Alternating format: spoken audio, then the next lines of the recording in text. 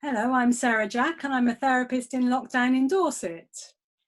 And I'm Annie Power, and I'm a therapist in lockdown in London. And the theme that we're looking at today is that of when a couple gets into the parent-child roles. And we're looking at how this fits with attachment theory and how it might be impacted by COVID-19. We chose this topic because the idea of parent-child roles in a couple is quite a well-known one, and for the very good reason that it's often quite a good description of quite a difficult cycle that a couple can get into. And just like the pursuer-withdrawer cycle, this is not anyone's fault. This is a pattern that takes hold of the two people. And when it polarizes and becomes quite extreme, it can be really quite pernicious. Often there are very mild forms of it, which the couple may be able to manage quite pleasantly with humor. But let's think about a couple, and I'm taking in this case a heterosexual couple, and we'll say that the woman has a pursuing attachment style and she has got into the parent role.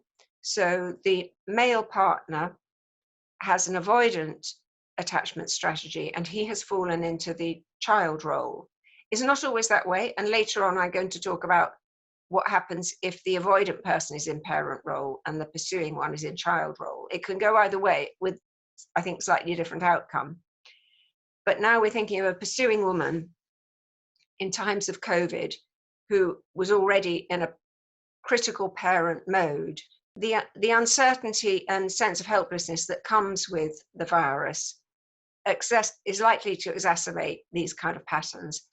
And it's not difficult to imagine that this pursuing critical partner in the parent role might, for example, start monitoring the hand washing, because this kind of a critical parent monitors, they track, they are quite intrusive, very often critical. So it's not an enabling parent, it's a critical parent. And so this partner with the parent style might, for example, say, I timed your hand washing, you're not doing it right, but not perhaps in that tone. The tone might be a bit more fierce. And it's then not difficult to imagine that the male partner in a child role, also being a withdrawer, would be quite rebellious about the hand washing and would actually start not doing it, even though in his own grown-up brain he sees the reason for doing the hand washing. But being told off in this kind of way is enough to trigger the truculent child. So it really is a system that takes hold of the two people, and in a way that's undermining for both of them, brings out kind of the worst. Well, I'm thinking about behind the scenes with this overbearing, intrusively caring mother figure to her partner is very much this hunger for love and reassurance that she's after. And she's unconsciously invited him into being in this childlike role. And like you say, when she gets vulnerable, and there's nothing like COVID to bring out those vulnerabilities, she's going to criticize and she's going to complain. Her real message is, show me some care, but she's going to end up more like the nagging wife. And his response, is likely to slump on the sofa in some kind of way. He's either going to be refusing or so scared of her he's freezing. This is where we get these labels of these useless men. And I think in society, there's a lot of names for sort of useless men, really. I mean, one of them is the bad boy. You've also got the useless man that maybe has got a child that he's had in another relationship which he's never raised or paid for. Or you've got the man that's got himself into debts and would quite hope that this new mother figure would pay off these debts for him. And of course, this mother and son relationship is not a sexy relationship. And this might entitle him to go off and have a girlfriend because he's got a mother at home. But, behind the scenes, these two are really after being cared for. She mothers him, he's longing to be cared for. And in this dynamic, it certainly doesn't reach the parts that need to be reached. And I think her message can often be, help me, but I'm not going to let you help me, but why aren't you helping me? And that can evoke an awful lot of guilt for actually everybody around, not just the partner, the children, the parents. Everyone can feel guilty with this, help me, but I'm not going to let you help me, but why aren't you helping me? That description of what's happening behind the scenes is so important because, as you say, the men in our culture get quite a lot of names for that kind of role they fall into, but behind it is a quite a deep helplessness and despair, and a feeling that whatever I do is not good enough, so it isn't worth trying. And on the part of the woman who's got into parent role, there's really a desperation which causes her to do unskillful care seeking. What the pursuing parent role partner is really wanting is to feel that she's a team with her partner, but because of the critical energy that she gives out, it's very unlikely that they'll achieve a team feeling between them. And this critical energy is also going to keep at bay any intimacy or closeness, affection between them too. And of course, he as the avoidant is going to steer clear of intimacy at the best of times, but also the preoccupied is not too happy with closeness either, only she's going to make it his fault. And I think if you find yourself in a relationship where you are constantly criticized, or as we move on to the rest of this video, dismissed or devalued, put down all the time, if you find there's too much in your relationship and that happens too much of the time, really I think it's important to ask yourself, why would you need that? So the other couple we were thinking about is what happens when the more avoidant partner takes the parent role and the more preoccupied partner takes the child role. So if we think of a couple consisting of two men, what would that look like in lockdown? And I think what we see there is that kind of a parent role is not so much intrusive as dismissive. They're not so much following every movement of the other partner and complaining or instilling guilt. They are dismissive to a point of even being scornful and putting down the other partner. And the preoccupied, when it's a preoccupied person in the child role as opposed to an avoidant person, they're not so much silent and silently rebellious. They're more very, very present and needing a lot and submissive, dependent broadly.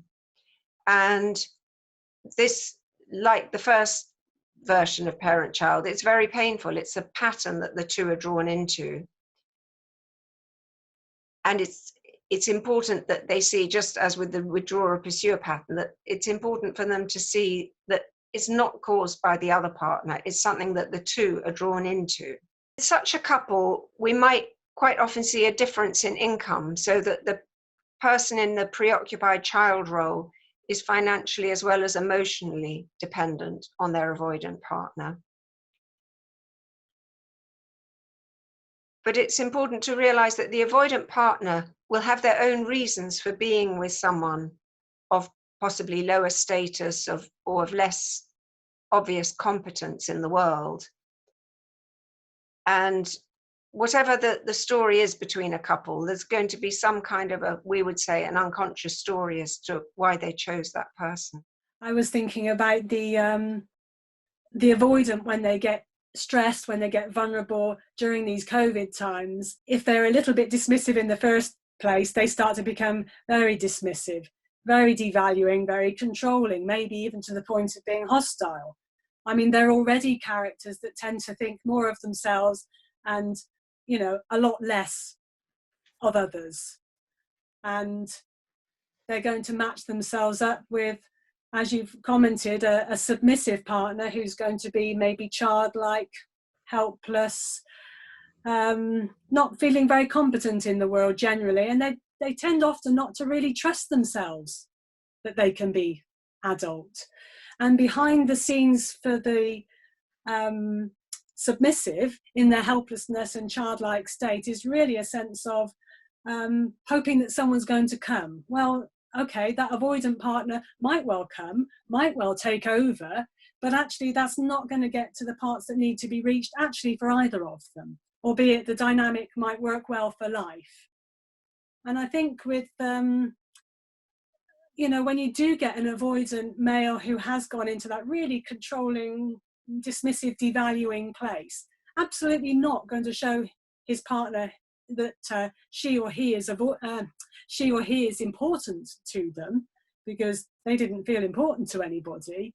It can actually start to feel like you're almost in an abusive relationship, or the outside world might interpret it that way.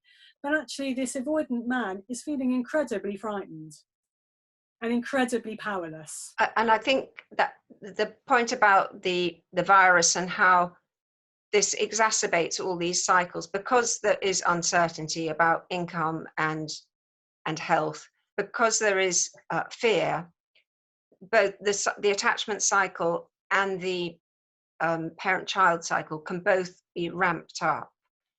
And one can imagine that during the lockdown, in many couples, the two partners will have a different response to authority, a different relationship to authority, and will therefore feel differently about the government guidance. And then that difference between them will be another factor which inflames these cycles.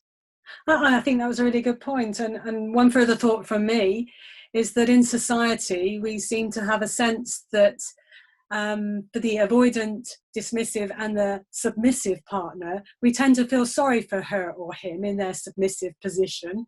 But when it comes to the mother and son relationship, whether it's the overbearing woman and the weak man, or whatever version, we tend to feel more derision.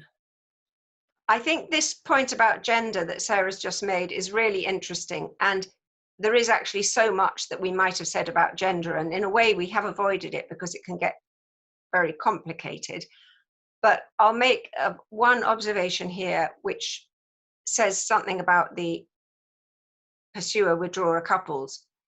That in our culture, the kind of heterosexual couple where you have the woman is a pursuer and the man is avoidant, this is both a very common kind of couple fit, and it's also the most enduring.